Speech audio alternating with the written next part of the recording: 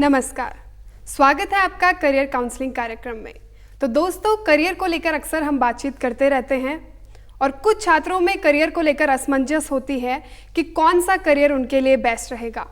और इसी को लेकर आज का हमारा विषय है सही करियर का चुनाव। और हमारे साथ बातचीत करने के लिए मौजूद हैं career counselling expert Manoj Mittal ji.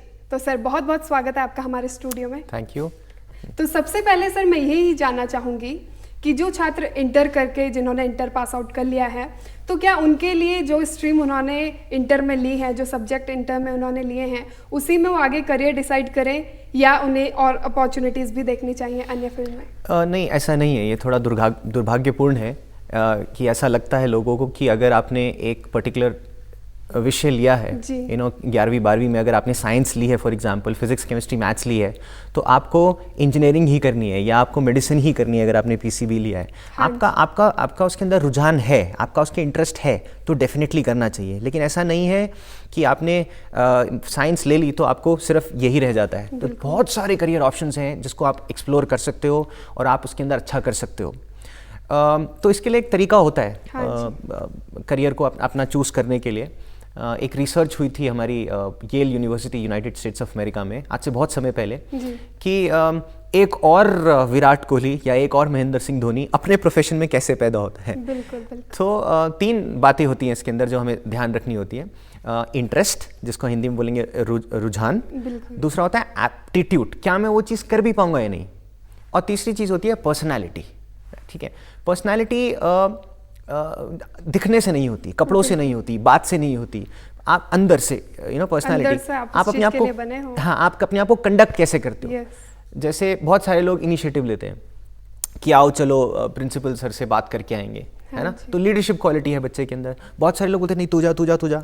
तो यहाँ से हमें पता चलता है कि वो बच्चा शायद मैनेजमेंट में अच्छा कर सकता है या आर्म फोर्सेस में अच्छा कर सकता है। तो ये सब देखना पड़ता है। अपना पहले आइडेंटिफाई करो इंटरेस्ट किस तरफ है, फिर क्या वो चीज़ आप एप्टीट्यूड, क्या वो चीज़ आप कर भी सकते हो नहीं। फॉर एग्जांपल एप्टीट्यूड क्या होता है? एप्टीट्यूड होता है, मान लीजिए मेरे को चार्टर्ड अकाउंटेंसी करनी है, तो मेरी थोड़ी सी मैथमेटिक्स अच्छी होनी चाहिए, क्योंकि finance as a career numbers पे होता है, मैथमेटिक्स उसके अंदर इन्वॉल्व होती है, एनालिटिकल होता है ना। अगर मुझे डिज़ाइनिंग करनी है तो शायद मेरी अगर ड्राइंग अच्छी है तो मैं ड्राइंग में अच्छा करूँगा, मैं थोड़ा क्रिएटिव हूँगा। कहने का तात्पर्य ये है कि हर बच्चा अलग है, राइट। तो करियर सेम क्यों हूँ? बिल्कुल, है ना। तो ये सब बातों का अगर हम ध्यान रखेंगे, क्योंकि हम सब प्रोडक्ट हैं और एक प्रोडक्ट को एक बेटर क्वालिटी प्रोडक्ट बनने के लिए ये सब 3 चीज़ों का अगर हम ध्यान में रखेंगे तो हम एक सही दिशा में जरूर जाएंगे और एक सही करियर का चुनाव जरूर करेंगे। बिल्कुल। हाँ, तो सर, इंटरेस्ट की आपने अभी बात की थी जी। तो कुछ ऐसे भी स्टूडेंट्स होते हैं कि उन्हें अपने इंटरेस्ट का पता ही नहीं होता है कि किस फील्ड में मैं एक्सपर्ट हूँ या कौन सा काम मैं अच्छे से कर सकता हूँ और लोगों की तुलना। ये आपने बहुत सही बात कही। देखिए, अंग्रेजी में कहावत होती है, interest is a function of knowledge, है ना।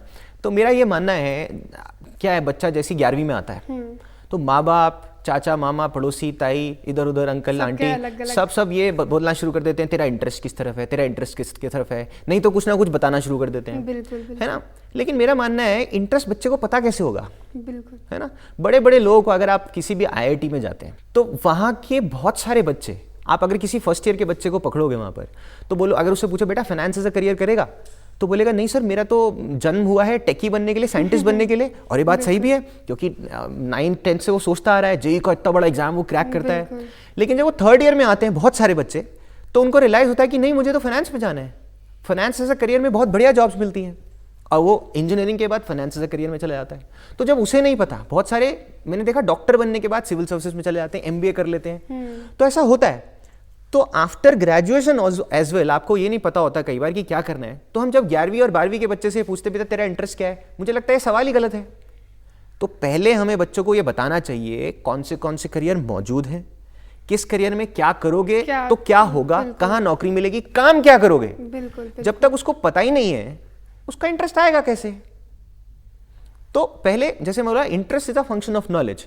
पहले ये जानना जरूरी है कि भाई डिजाइनिंग, अच्छा डिजाइनिंग की जैसे अगर आप बात करते हैं, हमें लगता है फैशन डिजाइनिंग है, लेकिन फैशन के साथ एक्सेसरी है, प्रोडक्ट है, ऑटोमोबाइल डिजाइनिंग है, यूजर एक्सपीरियंस डिजाइन है, यूजर इंटरफेस डिजाइन है, ये सब हमें पता होना चाहिए। और इसके अंदर क्या अपॉर्चुनिटीज हैं, और अगर ये सब हमें पता चलती हैं एक बार, उसके बाद बच्चे को पता चलता है कि मेरा इंटरेस्ट किस तरफ है, और उसके बाद अगर वो अपना करियर डिसाइड करते हैं तो उन्हें काफ़ी इजी होता है। हाँ, थोड़ा मतलब आप सही दिशा में जा तो रहे हो। अभी नहीं तो अभी तो क्या हो रहा है, आप किसी और का करियर चूज कर ले रहे हो। बिल्कुल। तो अभी करियर आपको अपना चूज करना है, आप किसी और का करियर तो नहीं। सोच भी आपकी अपनी होनी चाहिए। हाँ बिल्कुल, अपनी सोच होनी चाहिए। बिल्कुल। अच्छा सर, ये भी मैं जानना चाहती हूँ कि कुछ ऐसे भी स्टूडेंट्स होते हैं जिन्हें अपने टैलेंट का पता है और उन्हें आगे क्या करना है ये भी उन्हें पता है, लेकिन ये पता नहीं है कि कैसे मैं उसमें मेहनत करूँ, कैसे स्ट्रगल करूँ, कैसे आगे बढ़ूँ। और एक और चीज़ मैं आपसे ये जानना चाहती हूँ कि करियर डिसाइड करने के लिए 11-12 से ही पढ़ाई मेहनत शुरू कर देनी चाहिए, जिनका गोल क्लियर है कि आगे जाके मुझे ये करना है। हाँ, वाई नॉट। अगर आप देखो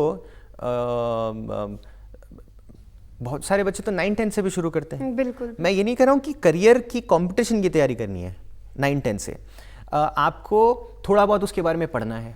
मान लीजिए आप मास कम्युनिकेशन करना चाहते हो, तो यार आप थोड़ा अखबार पढ़ो ना, आप न्यूज़ चैनल्स को सुनो ना, आप एक रोल मॉडल बनाओ अपना कि ये न्यूज़ एंकर, रोज आप उसकी यूट्यूब पे वीडियो देखिए ना, आंख बंद करके देखिए, रोज सोचिए उसके बारे में कि मुझे ये बनना है, मुझे ये बनना है, मुझे बनना है।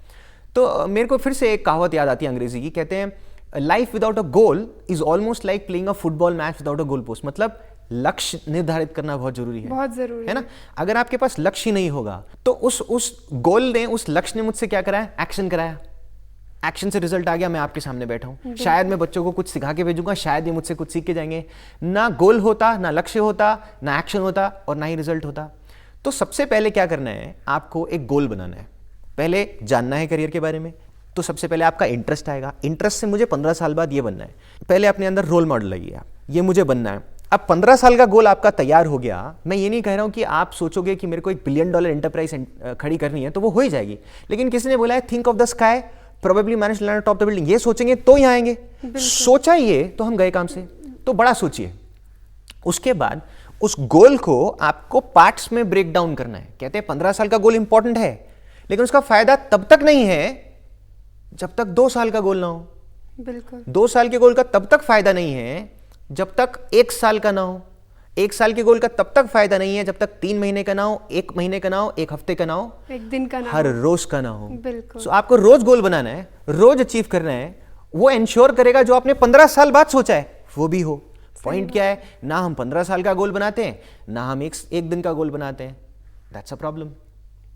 और आगे जाके फिर हमें फेस करना पड़ता है। हाँ, तो वही प्रॉब्लम आती है। तो इसलिए स्टार्ट करो। 11वीं में आप हो, आपके पास समय बहुत है, तो समय की बहुत वैल्यू है।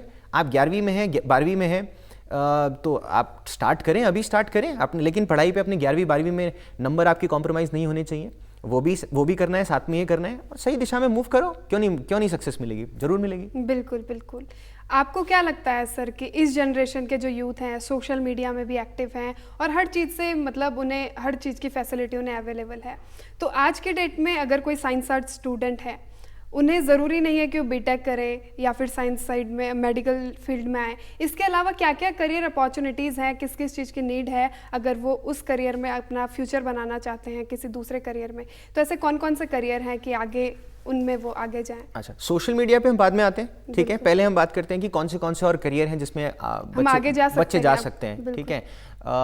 इंजीनियरिंग, मेडिसिन सबको पता है, सबको पता है। चार्टर्ड अकाउंटेंसी सबको पता है। देखिए, आज की तारीख में लॉ एज अ करियर बहुत अच्छा जा रहा है ना। अब लॉ में क्या होता है, लोगों को लगता है कि जैसे लॉ दिमाग में आता है वो भी अच्छा करियर होता है। मैं कहता हूँ लिटिगेशन है, लेकिन खाली यही नहीं है, तो सिर्फ एडवोकेट हाँ, नहीं बन सकते। कॉर्पोरेट लॉ होता है। आप भारत सरकार के ने 20-21 नेशनल लॉ यूनिवर्सिटीज़ बनाई हैं, जो पहला बैंगलोर में बना था, फिर हैदराबाद में बना, फिर कैलकाटा में बना, फिर जोधपुर में आया, तो आज 21 हो गए। तो अब अगर आप वहाँ से पास आउट होते हैं, दुनिया की हर कंपनी में आपको लॉयर्स की ज़रूरत होती है ना। एनवायरमेंट लॉ है, ऑयल एंड गैस लॉ है, नेविगेशन लॉ है, मीडिया लॉ है, आज की तारीख में डेटा लॉ है ना। हर दुनिया की हर सरकार आज की तारीख में कह रही है कि हमारा सबका जो डेटा है वो इंपॉर्टेंट है, प्राइवेट कंपनीज को ऐसे यूज़ नहीं करना चाहिए। तो उसको प्रोटेक्ट कौन करेगा? जिसने डेटा लॉ पढ़ा हो, जिसने फार्मास्यूटिकल लॉ पढ़ा है उसमें जाएगा, है ना। तो कंपनी में मैनेजर की जरूरत है, साइंटिस्ट की जरूरत है, इंजीनियर की जरूरत है, फाइनेंस वाले की जरूरत है, लॉयर की भी है। बिल्कुल, हर कंपनी ऐसे लॉयर हो गया। होटल मैनेजमेंट बड़ा अच्छा करियर है, बहुत सारे उसमें जा सकते हो। हॉस्पिटैलिटी बहुत बड़ा है, थोड़ा, तो आप उसके अंदर नॉट ओनली होटल तक आप सीमित नहीं हैं। बहुत है, ट्रैवल एंड टूरिज्म बहुत बड़ी इंडस्ट्री है। शिपिंग में जा सकते हो, एयरलाइंस में जा सकते हो, होटल्स में जा सकते हो, क्रूज में जा सकते हो। ये है डिजाइनिंग एज अ करियर। जैसे मैं अभी आपको मैं बता रहा था, एक नया करियर आ गया, यूजर एक्सपीरियंस डिजाइन। तो आप अभी सोशल मीडिया की बात कर रहे थे, तो ये क्या होता है, मतलब यूजर एक्सपीरियंस, मेरा एक्सपीरियंस कैसा है एक डिजिटल प्रोडक्ट को यूज करने का। तो पहले हम लाइनों में खड़े होते थे, कोई पिक्चर अगर हमें देखने जानी होती थी 7 8 साल 9 साल, टिकट खरीद के लिए 2 घंटे बाद हम खिड़की पे पहुंचे, भाई साहब बैल्कनी दे दो, बोलते तो बैल्कनी तो खत्म हो गई। तो आज अगर हम बोलें कि आज आप जाके लाइन में खड़े हो तो सर हंसेंगे लोग हम पे। तो आपका जो एक्सपीरियंस है वो इतना ज़्यादा बढ़ गया है, तो इसको एक्सपीरियंस को इम्प्रूव कौन करता है? स्पेसिफिक डिजाइनर्स होते हैं। और ये एक बहुत बड़ा करियर है, इसके अंदर हिंदुस्तान के अंदर ही इतनी सारी अपॉर्चुनिटीज़ हैं कि लोगों को पता ही नहीं है इसके बारे में। बिल्कुल। और IIT बॉम्बे में एक डिज़ाइनिंग का प्रोग्राम होता है। लोगों को लगता है कि IIT is only for engineering, but ऐसा नहीं है। और मात्र 10 12 15 हज़ार लोग बढ़ते हैं, UCET का एग्जाम देना पड़ता है, आप जा सकते हो उसके अंदर। तो ऐसे बहुत सारे करियर्स हैं जिसके अंदर पहले आप जानो और अपना स्किल देखो, अपना रुझान देखो, एप्टीट्यूड देखो, पीछे पड़ जाओ कैसे नहीं होगा। जी सर, लेकिन पेरेंट्स की भी कई जगह प्रॉब्लम होती है कि अपने बच्चों को कहते हैं कि कोई कैमरा फील्ड में जाना चाहता है, फोटोग्राफी के लिए, तो कहते हैं इसमें करियर नहीं है, आप क्या जा पाओगे। या मॉडलिंग में कोई जाना चाहता है तो कहते हैं इसमें करियर नहीं है, यहाँ पर तो इनका बेटा नहीं पहुंचा तो आप क्या पहुंच पाओगे। बात आपने एकदम सही कही है। तो यहीं पर 2 चीज़ें आ जाती हैं। एक होता है पीयर प्रेशर, मेरा दोस्त कुछ कर रहा है, मेरा कहीं कुछ छूट तो नहीं रहा है। एक होता है पेरेंटल प्रेशर, चाचा प्रेशर, नाना प्रेशर, पड़ोस वाली आंटी वाला प्रेशर। ये हिंदुस्तान में बहुत चलता है। बात सही भी है, देखिए बड़ों की सुननी तो चाहिए, है ना। ऐसा नहीं है कि ब्लाइंडली, ऐसा नहीं कि बच्चों को सब कुछ पता होता है, सुनना तो चाहिए।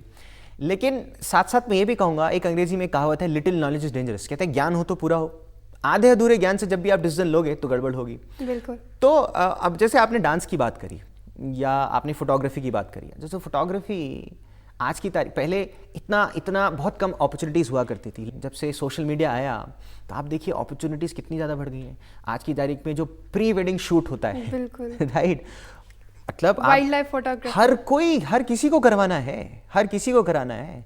तो कितनी बड़ी इंडस्ट्री बन गई है, आप सोच के देखिए, right, thanks to social media. तो ऐसा नहीं है। और मेरे बहुत सारे मित्र हैं, बहुत सारे दोस्त हैं जो इंजीनियरिंग करने के बाद, MBA करने के बाद, लेकिन फोटोग्राफी में इंटरेस्ट था, वो छोड़ के उन्होंने अपना सेटअप किया एंड बहुत अच्छा कर रहे हैं, है ना। तो ऐसे ही डांसिंग में भी हो सकता है। आप अपना डांस स्टूडियो खोल सकते हो, आप कोरियोग्राफर बन सकते हो। और आज की तारीख में तो बहुत सारे मंच हैं जहाँ पर आप जा सकते हो। तो पहले तो ये नहीं होता था, पहले लिमिटेड आपके लिए अपॉर्चुनिटीज थी। और आप खुश भी रहोगे, जीवन में। देखिए सक्सेस जो है, मेरे से बहुत सारे लोग बोलते हैं, सिंस मैं मोटिवेशनल स्पीकिंग भी करता हूँ, कि सक्सेस है क्या। मेरा मानना है सबसे इंपॉर्टेंट है हैप्पी रहना। मतलब अगर आप खुश रहेंगे तो ही आप सक्सेसफुल बनेंगे, और खुश लोग ही ज़्यादा सक्सेसफुल बनते हैं। बिल्कुल। तो आप अपना करियर जब चूज करेंगे जिसमें आपको खुशी मिलती है, आप जीवन में बहुत आगे जाएंगे, मेरा ये मानना है। बिल्कुल। खुश रहने के लिए सेटिस्फेक्शन होना भी बहुत ज़रूरी है। हाँ। अगर आपको सेटिस्फेक्शन नहीं होगा अपने फील्ड से, तो आप कभी खुश नहीं रह पाएंगे और आगे नहीं कर पाएंगे, आप अपना बेस्ट ही नहीं दे पाओगे उस फील्ड में। बिल्कुल। अच्छा सर, कुछ पेरेंट्स ऐसे भी हैं जिनका कहना है, आजकल की जो डेट में एक जनरेशन में चल रहा है, कि आप गवर्नमेंट की तैयारी करो, गवर्नमेंट जॉब चाहे किसी भी फील्ड में हो, आप गवर्नमेंट जॉब करो ताकि आपका करियर आपका सिक्योर रहेगा। तो आपको क्या लगता है, क्योंकि गवर्नमेंट जॉब के लिए भी लिमिटेड वैकेंसीज आती हैं और सारे लोग अगर गवर्नमेंट जॉब की तैयारी करते हैं तो प्राइवेट में करेगा कौन? देखिए, पहली बात तो ये धारणा ही गलत है। हमारी सोसाइटी में गवर्नमेंट जॉब मतलब सिक्योरिटी मतलब मेरे को सिक्योर कर दें, सिक्योर हो जाए और मुझे काम ना करना पड़े। ये धारणा से मुझे लगता है हमें देश को निकलना चाहिए, है ना। कंपटीशन कभी भी बुरा नहीं होता, कंपटीशन हमेशा अच्छी चीज होती है, राइट। तो अगर आप प्राइवेट फील्ड में भी जाते हैं तो बहुत अच्छा है, आपको ग्रोथ भी बहुत मिलती है। ये गवर्नमेंट जॉब्स अच्छी हैं, अगर आपको मिल सकती है तो करिए, लेकिन लाखों लोग अप्लाई करते हैं। बहुत मतलब छोटी सी वैकेंसी आती है, एप्लीकेंट्स इतने ज़्यादा होते हैं, और हिंदुस्तान में तो थोड़ा पॉपुलेशन का इशू है ही है, तो लिमिटेड ऑप्शंस हैं। सरकार अपनी तरफ से पूरी कोशिश करती है कि ज़्यादा लोगों को एम्प्लॉयमेंट दे, लेकिन सरकार की भी लिमिटेशंस हैं, राइट। तो इसलिए वो उदारीकरण करते हैं, मल्टीनेशनल कंपनीज को अलाउ करते हैं इन्वेस्ट करें, प्राइवेटाइजेशन को बढ़ावा देने की कोशिश करी है। और यही देखा गया है पूरे वर्ल्ड में, जिस भी देशों ने इन चीज़ों को बढ़ावा दिया, उनका GDP बहुत स्ट्रांग हो गया। तो इंडिया में भी हमारे को ये देखना पड़ेगा, हमें सोचना पड़ेगा, ज़्यादा से ज़्यादा अलग अलग फील्ड्स में जाओ, प्राइवेट सेक्टर्स में जाओ और वहाँ पे आप परफॉर्म करो, तो उसमें रिवॉर्ड आपको बहुत जल्दी भी मिलेगा। ऐसा नहीं है। बिल्कुल। तो ऐसा अगर आपको सरकारी नौकरी मिल सकती है ठीक है, नहीं मिलती है आप बहुत कुछ कर सकते हो। बिल्कुल। आप अगर आपको सरकारी जॉब इतना डेडिकेशन है तो आप यूपीएससी की तैयारी कर सकते हैं, बिल्कुल सिविल सर्विस की तैयारी कर सकते हैं, बिल्कुल, बैंक पीओ है, एसएससी है, LIC, food corporation of India, RRB, RBI, इतनी सारी हैं, आप करो उसके बारे में, उसकी तैयारी करिए और बिल्कुल साथ साथ आप प्राइवेट सेक्टर की भी तैयारी करें। नहीं हो पाता है लेकिन तो आप आपके हाथ लिए पे हाथ दूसरा रखिए। ऑप्शन आपको अपना रेडी रखना चाहिए। हाँ, मतलब आप उसी पे ही लगे रहोगे। अंग्रेजी में फिर एक कहावत है, मैं थोड़ी कहावतें ज्यादा दे देता हूँ, you can't keep all your eggs in one basket, है ना। तो आपको ऑप्शंस रखने पड़ेंगे और आप ऑप्शंस रखेंगे तो आप जीवन में आगे जरूर जाएंगे। जी। तो जो लोग सर यूपीएससी की तैयारी करना चाहते हैं और गोल क्लियर है उनका कि मुझे आगे जाके आईएएस बनना है, आईपीएस बनना है, तो उनकी सर, क्योंकि सोशल मीडिया आजकल एडवांटेज इसके बहुत ज़्यादा हैं लेकिन डिसएडवांटेज भी बहुत ज़्यादा हैं इसके, तो किस तरह से उन्हें अपना फ़ोन यूज़ करना चाहिए, सोशल मीडिया का कितना उन्हें यूज़ करना चाहिए? यूपीएससी नहीं, आपको कोई सा भी टफ एग्जाम क्लियर करना है, चाहे वो इंजीनियरिंग है, चाहे वो मेडिसिन है, चाहे वो लॉ है, चाहे वो चार्टर्ड अकाउंटेंसी है। मैं कहता हूँ चाहे आपको क्रिकेटर बनना है, चाहे आपको म्यूजिशियन बनना है, चाहे आपको डांसर बनना है, राइट, किसी भी फील्ड में अगर आपको बड़ा बनना है, फोकस इज द की। आप देखिए सचिन तेंदुलकर क्यों बने, विराट कोहली क्यों बने? क्योंकि अगर आप जब वो नेट्स में भी प्रैक्टिस कर रहे होते हैं तो जो डेडिकेशन और फोकस उनकी आंखों में नजर आता है, राइट, वही फोकस हमें अपने जीवन में चाहिए। उसका अगर 10% 15% भी हम सीख के अपनी प्रोफेशन में ले आए जब हम पढ़ाई करते हैं। लेकिन प्रॉब्लम क्या है, हम पढ़ते हैं तो हम पढ़ते नहीं है, हमें लगता है कि हम पढ़ रहे हैं। बैठना कुर्सी पे 8 घंटे आप बैठे, मम्मी पापा को लग रहा है बच्चा कितना पढ़ रहा है, बच्चे के लिए दूध लेकर आओ, लेकिन बच्चा पढ़ कर रहा है, बच्चा तो अपने एक्स्ट्रा करिकुलर एक्टिविटीज में बिजी है। तो किसी ने बोला है जब जो करो तब वही करो, कुछ और मत करो। हम खाना खाते हैं तो हम खाना नहीं खा रहे हैं, हम साथ में मोबाइल खा रहे हैं, राइट।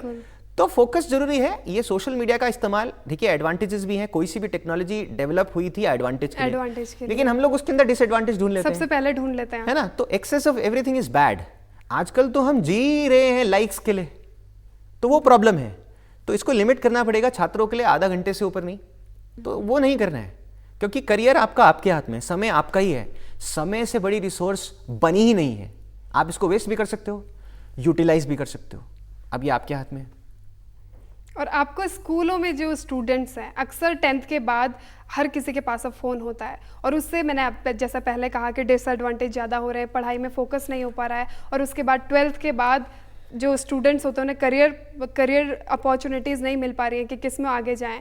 तो स्टूडेंट्स को फ़ोन का यूज़ करना चाहिए या नहीं करना चाहिए, आप कुछ देखिए, वही है, बहुत ही डेंजरस यंत्र है ये फ़ोन, ठीक है। इसके एडवांटेजेस हैं। एडवांटेज ये है कि मम्मी पापा ने आपको दिया है तो मम्मी पापा आपको ट्रैक कर सकते हैं, तो मम्मी पापा उसको आपको अच्छी चीज़ के लिए देते हैं, लेकिन ये आपकी जिम्मेदारी है। मेरे हिसाब से उसका बहुत लिमिट ऑप्शन होना चाहिए। बच्चों को आप फ़ोन दे रहे हो तो मैं कह रहा हूँ स्मार्टफोन दो ही मत। थोड़ा अटपटा लगता है सुनने में, बच्चों को शायद अच्छा भी नहीं लगेगा कि सर क्या बोल रहे हो आप, राइट, लेकिन बड़ा इंपॉर्टेंट है, राइट। हमने सबने सुनी है महाभारत वाली कहानी, द्रोणाचार्य पांडवों को और कौरवों को लेके जाते हैं सिखाने के लिए धनुष विद्या। तो सबसे पूछते हैं वत्स तुझे क्या दिख रहा है, किसी को आम दिख रहे हैं, किसी को पत्ते दिख रहे हैं, किसी को ग्राउंड दिख रहा है, किसी को कुछ और दिख रहा है। अर्जुन को बोलता है सिर्फ चिड़िया, चिड़िया के बाद सर के बाद आँख। देखो अब तेरे गुरुवर नहीं नजर आ रहे हैं, क्षमा करे गुरुवर, मुझे सिर्फ आँख नजर आ रही है, बाण चलाओ। सो जीवन में भी यही है। तो आप अगर 25 चीज देखना चाहोगे तो आपको अपना फोकस ही नहीं नजर आएगा ना, आपको गोल नजर ही नहीं आएगा, आप आउट ऑफ फोकस हो जाएंगे। और ये सोशल मीडिया का सबसे बड़ा डिसएडवांटेज है। तो ये नहीं करना है, तो इससे दूर रहना है, जितना दूर रह सकते हो उतना अच्छा। तो समय अपने ऊपर लगाओ, आप जीवन में सक्सेसफुल बनोगे। बिल्कुल बिल्कुल। और सर विमेन के लिए आपको क्या लगता है कि कौन कौन से करियर उनके लिए बेहतर हो सकते हैं? ऐसा तो अब कुछ रहा ही नहीं है, राइट। ये तो सोचना ही नहीं है कि ये लड़कियों का करियर है, लड़कों का करियर, ऐसा है ही नहीं। मैथ कम्युनिकेशन में लड़के भी जाएंगे, लड़की भी जाएंगी, डिजाइनिंग में लड़के भी जाएंगे, लड़कियां भी जाएंगी।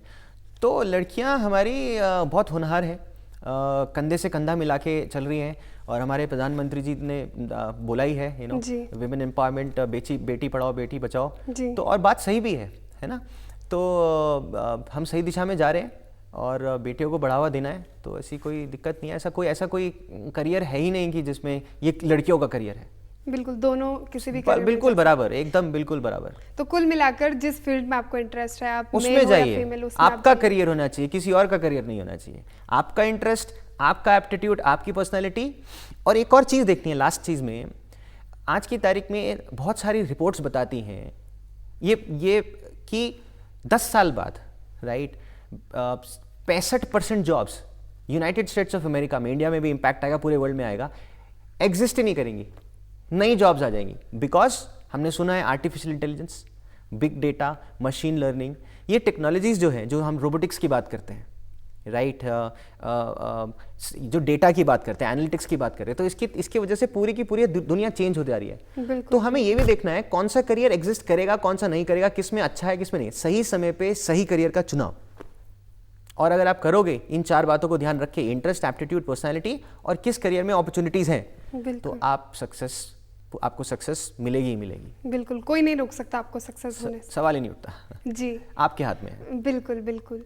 और सर, जैसे कुछ स्टूडेंट्स पढ़ाई लिखाई करते हैं, किसी कॉम्पिटिटिव एग्जाम की तैयारी कर रहे हैं, लेकिन इतनी मेहनत करने के बाद भी वो एग्जाम को क्रैक नहीं कर पाए, और उसके बाद प्रॉब्लम क्या होती है कि वो इतने ज़्यादा परेशान हो जाते हैं, इतने हताश हो जाते हैं कि वो उतनी मेहनत नहीं करते जितनी वो पहले करना चाहते थे, और अपने ड्रीम से वो भटक जाते हैं। बहुत ही अच्छा सवाल पूछा आपने भारती जी। इसमें जो है, कहते हैं जीवन में हम गिरेंगे तो हैं ही जी, गिरकर कितनी जल्दी उठ जाते हैं वो डिसाइड करता है, एक शब्द होता है एटीट्यूड।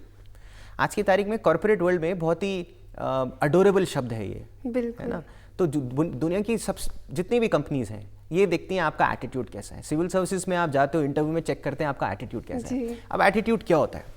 एटीट्यूड डिसाइड करता है कि मैंने जैसा बताया कि फेलियर्स तो आएंगे ही आएंगे, लेकिन उससे उठना है, तो आपको बाउंस बैक करना है। तो आप ट्राई करते हो ना, और उसके बाद अगर फेलियर है तो उसको फेलियर नहीं है, आपको एक्सपीरियंस मिला। बिल्कुल, आप फेल कभी होता ही नहीं है लाइफ में। दुनिया में सबसे बड़ी क्वालिफिकेशन ही एक्सपीरियंस है, और आपको एक्सपीरियंस लेना है। तो हताश नहीं होना। मैंने अपने जीवन में बहुत फेलियर्स फेस करे हैं। मेरी अंग्रेजी बहुत खराब थी, लेकिन मैं आज कम्युनिकेशन इंस्ट्रक्टर बन गया, मोटिवेशनल स्पीकर बन गया, करियर काउंसलर बन गया। मेरे भी नंबर नहीं आते थे, मैं एवरेज स्टूडेंट था, घर में फाइनेंशियल इश्यूज थे, हेल्थ प्रॉब्लम्स थी, लेकिन बाउंस बैक किया। हमेशा करना है, हताश नहीं होना है लाइफ में, हताश कभी नहीं होना। नहीं, प्लान ए चाहिए, प्लान बी होना चाहिए, प्लान सी होना चाहिए, और आपको बाउंस बैक करना है। तो ये तो ऐसी बहुत सारी कहानियां हैं बड़े बड़े लोगों की, है ना। तो कुल मिलाकर यही है कि लाइफ में हम कभी फेल नहीं होते, या तो हम कुछ सीखते हैं या फिर हम आगे बढ़ जाते हैं। तो फेलियर तो खराब चीज है ही नहीं ना। जी सर, आपसे बातचीत करके सर बहुत अच्छा लगा। और जाते जाते सर, आप हमारे जो दर्शक हैं उन्हें कुछ टिप्स देना चाहें करियर से संबंधित? या ज़्यादातर तो मैंने दे ही दिया, लेकिन फिर भी हमेशा एक लक्ष्य बनाइए अपना, है ना, गोल निर्धारित कीजिए। और सबसे इंपॉर्टेंट चीज़, अंग्रेजी में एक चीज़ होती है सेल्फ बिलीफ, मतलब अपनी क्षमता पे विश्वास रखना है, राइट। स्वामी विवेकानंद जी ने बोला है, believe in your self and the world would be at your feet. मतलब अपने आप को, हमारी प्रॉब्लम क्या है, हम अपने आप को अंडर एस्टिमेट करते हैं। अगर आपको ही खुद की क्षमता पे विश्वास नहीं है, तो मुझे आप बताइए दूसरे को क्यों हो। तो अपने आप को कम नहीं आंको, बड़ा सोचिए, उसके पीछे पड़ जाइए अच्छे से, सक्सेसफुल आप जरूर बनोगे। Thank you so much, all the best. Thank you sir, आपसे बातचीत करके बहुत अच्छा लगा। तो दर्शकों, आज के कार्यक्रम में हमें बहुत कुछ सीखने को मिला कि करियर को हम कैसे डिसाइड करें। हमारा अगर गोल निर्धारित होगा तो हमें सक्सेस ज़रूर मिलेगी। तो आज की इस कड़ी में फिलहाल इतना ही। अगली बार फिर किसी नए विषय के साथ आपसे रूबरू होंगे। तब तक के लिए हमें दीजिए इजाज़त। नमस्कार।